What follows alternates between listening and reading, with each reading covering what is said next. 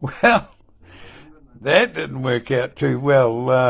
For some reason, it just shut itself down. Talking to a friend of mine today saying, when we die, our stories die with us, and I enjoy sitting there with him, and we tell each other stories about our lives, and some of them are funny, some of them are tragic, some of them are funny and tragic.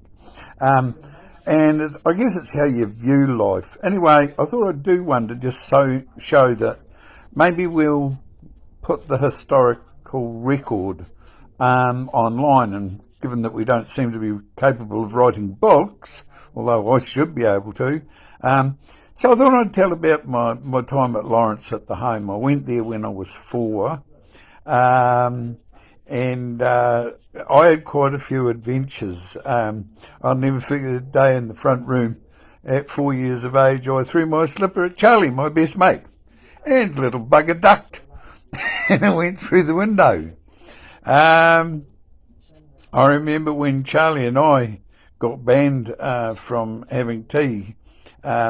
We'd been over in the chook house, and we sat there and pestered this poor bloody chook till it laid an egg, and then we tried to cook it on a candle. And as you can probably predict, we set fire to the chook house. So our immediate response to our misdemeanour, the chook house didn't burn down, but a lot of the straw did burn in that.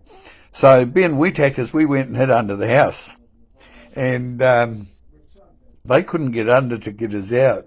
And they got a policeman along, and they're trying to entice us out with ice cream, but we're no stupid. We know that with the ice cream comes a hiding. So we stayed under there till it got dark, and then we got spooked and came out. Anyway, the next day we were banned from the table, so we couldn't have any lunch. We thought this was terrible. The kids were inside having fried bread and bread and butter custard, and we were down in the veggie garden gorging ourselves on sweet corn and strawberries. So we weren't at all put off. The last one I remember, there's two more. One is I got the cane because I lost my sun hat.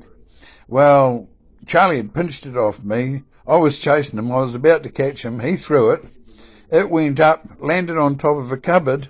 We were too small. We couldn't find it. And Mrs. Bell did not like the fact that I'd lost my sun hat. And the last one was, I thought this was really cool. Charlie got to stay at home.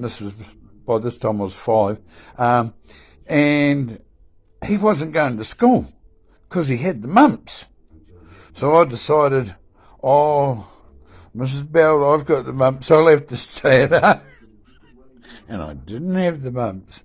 But by the time Charlie went back to school and was outside making snowmen, and this was the first time I'd ever seen snow, I was in bed with the actual mumps. Anyway, that's the sort of thing that I was hoping we'd do. So let's see if that inspires us to continue, or it just becomes too much. All the best later, Mac.